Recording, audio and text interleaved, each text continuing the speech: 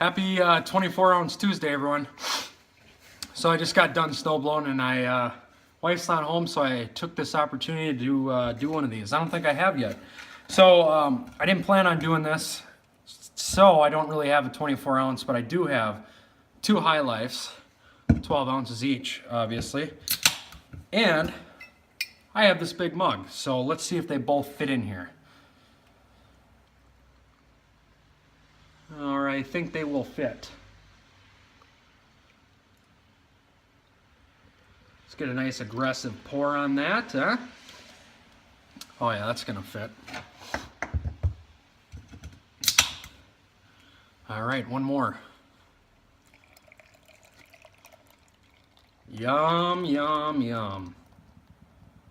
Nice and cold. All right, so there we go. Here's 24 ounces. Hope you guys will forgive me for not having a gross tomato beer, which sounds disgusting. So I don't really have anything planned. It's kind of just off the cuff, but snow blowed today. There's probably about 3 or 4 inches of snow on the ground. You guys are up on like a shelf, so I'm looking up. We haven't had much snow this year. It's been an El Nino, pretty warm, so that has been nice. I like to snow blow because I often drink beer when I'm snow blowing, hence 24-ounce Tuesday. What do I have to say? Well, I did a video, the F it Friday. Not much has obviously changed in 4 days. I just wanted to get one of these out. What I did want to say is, I think Rock On Beer Blog is a little jealous that my cheese grater is beating his lid. So I told him he better have a good black and tan this week, or I'm gonna be disappointed. So cheers, man. I'm hoping it works out for you. I should pour a black and tan in this. That'd be epic, huh? 24-ounce Tuesday and a F it Friday all in one. Then I'd have to edit, which would be interesting. But a couple things. One thing I ordered last night online is the ingredients for Dropkick Nate. I'm gonna follow the bandwagon. I told them a long time. I think I got the recipe last summer that I told them I was gonna brew it, and I haven't yet. So I think I'm gonna do that. I really need a nice pale ale on tap.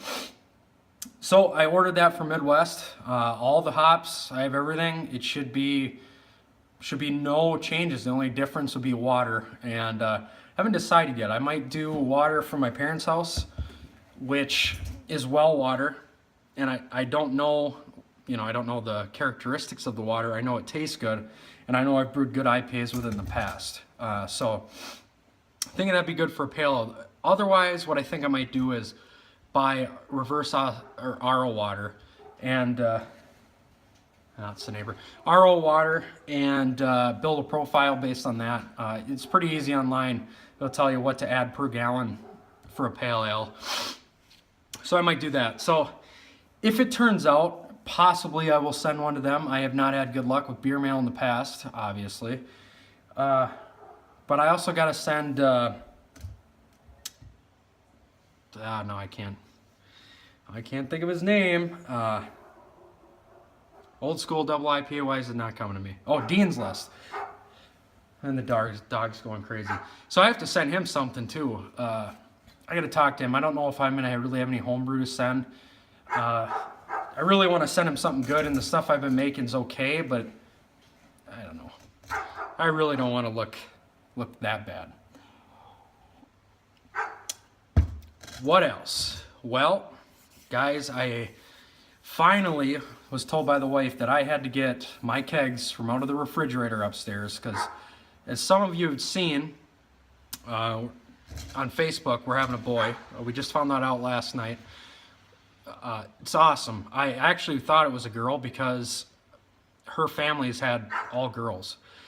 And I know it's 50-50 chance every time, and it's my sperm, but we kind of just thought it was a girl, so it kind of came as a shock that it was a boy. I'll throw up a picture right here of the wiener to prove it.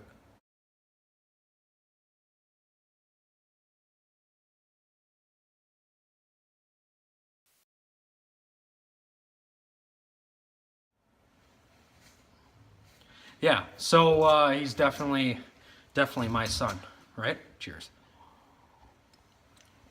But anyway, where was I going with that? Oh yeah, so she made me get the kegs out of the refrigerator.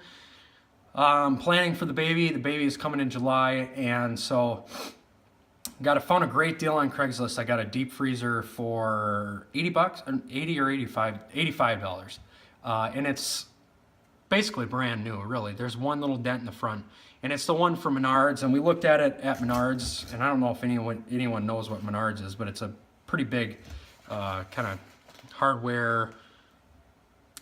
One of the big chain lumber hardware stores, and theirs is 170. It's the same one, so we saved $110.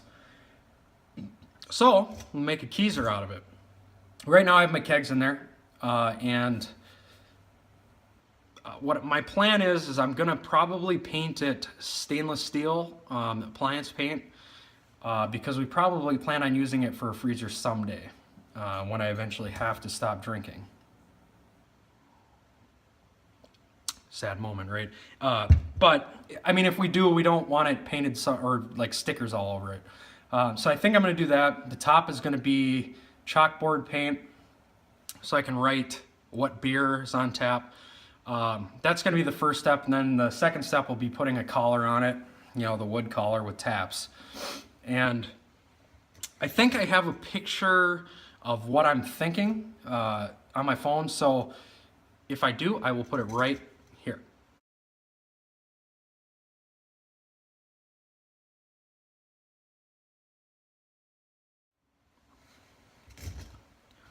Yeah, so that's really what I'm thinking. I'll probably add some video at the end here showing you the freezer, but it's totally awesome finally having a freezer. I can keep the beer at the temperature I want it. It's awesome. Only problem is now I have to. Well, I'm using my temperature controller for that.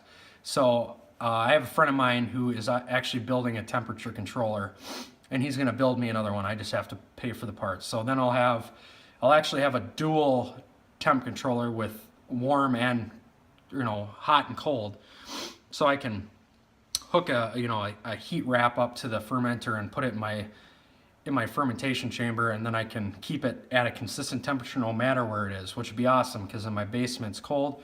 Then I can really nail in ale temps, because it's hard this time of year. It's too hot upstairs, too cold downstairs, so I kind of have to move carboys up and down the stairs. And that's what I had to do with this basic white girl stout. Is I had it upstairs to start fermenting, and then I realized it was at 74, and I rushed it downstairs, and that brought it down to 62. And then for finishing the fermentation, I wanted higher, obviously like close to 70. So I brought it upstairs, and it's sitting at like 69 right now. But carrying carboys up and down stairs is not fun. So once I have that, I'll be able to nail in fermentation without having to move it, which will be great. But I'm kind of doing piss poor here. I'm not drinking much of this. It's kind of hard when you're talking. Let me get a good guzzle.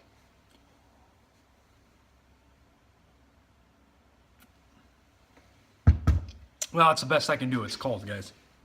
What else? Well, this week I am going to kind of a training for work. So if I hit up any breweries we're going to Minneapolis. If we're hit up any breweries, which I don't think we will, probably just drink beer in the hot tub. If I do, I'll get some footage of that. And, well, yeah, then back to the DKN. Sorry, I guess this is what these are for, right? Just to ramble. But the DKN I'm pretty psyched about. I don't know when I'll brew that. I think I'll brew it 2 or 3 weeks. I mean, I only have 2 kegs, and I drank the shit out of that Centennial Blonde this weekend. So, and the stout's about ready to kick. So I need a keg for the basic white girl stout, and so I think maybe a couple weeks I'll probably brew that. But that's it for me. I will slowly finish this, I promise. I won't dump it. And again, I'll show you I'll videotape the keezer and show you what I got going. Cheers, guys. Go Pack Go. I don't know when I'll see you again, but I'm sure I'll see you soon. Cheers. All right, so here's the freezer.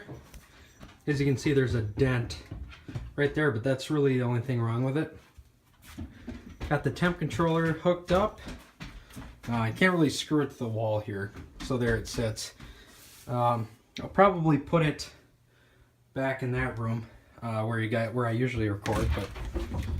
And then I have kegs right there, a little thermometer sitting at 40 degrees, CO2 tank. If I wanted to buy another keg, I'd have another room, or I'd have more room in here for another one. Maybe even 2 more once the collar's on right there. So pretty psyched to have this. Cheers, guys.